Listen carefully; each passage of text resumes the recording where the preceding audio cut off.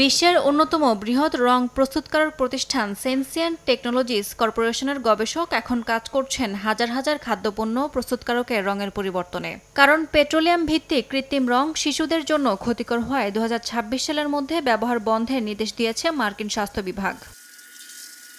প্রচলিত রামবেরি ভিনিগ্রেটের কৃত্রিম লাল রঙের বিকল্প হিসেবে খাবারের ব্যবহারে উপযোগী প্রাকৃতিক রং তৈরির জন্য কাজ করে যাচ্ছেন গবেষকরা। তবে প্রাকৃতিক রং তৈরি করা সহজ নয়। গাছপালা, ফুল, ফল আর পোকামাকড় থেকে সংগৃহীত এসব রং রূপান্তরের জন্য প্রচুর সময় ও ব্যয় দরকার।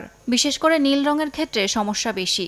একটি প্রাকৃতিক রং কৃত্রিমের তুলনায় প্রায় 10 গুণ বেশি খরচ সাপেক্ষ। একটি পণ্য পরিবর্তন করতেও লাগে 6 মাস থেকে 1 বছর। প্রাকৃতিক রঙের যোগান এখনই সব কোম্পানির চাহিদা মেটানোর জন্য যথেষ্ট নয়। এতে অনেক বড় প্রস্তুতি দরকার। বিশেষজ্ঞরা বলছেন, বিখ্যাত বারবি গোলাপি রং আনতে প্রয়োজন হতে পারে কোচিনিল পোকার তৈরি কার্মিনিক অ্যাসিড।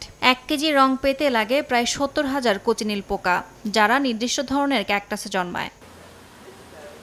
বর্তমানে যুক্তরাষ্ট্রে প্রায় 1/5 খাদ্যপণ্যে অতিরিক্ত রং ব্যবহৃত হয়। তবে সামাজিক চাপ ও স্বাস্থ্য সচেতনতার জোরে খাদ্য কোম্পানিগুলো এখন দ্রুত প্রাকৃতিক বিকল্পের দিকে এগিয়ে যাচ্ছে। তবে প্রাকৃতিক রঙে পুরোপুরি রূপান্তর এতটা সহজ নয় বলেও মনে করছেন সমালোচকরা।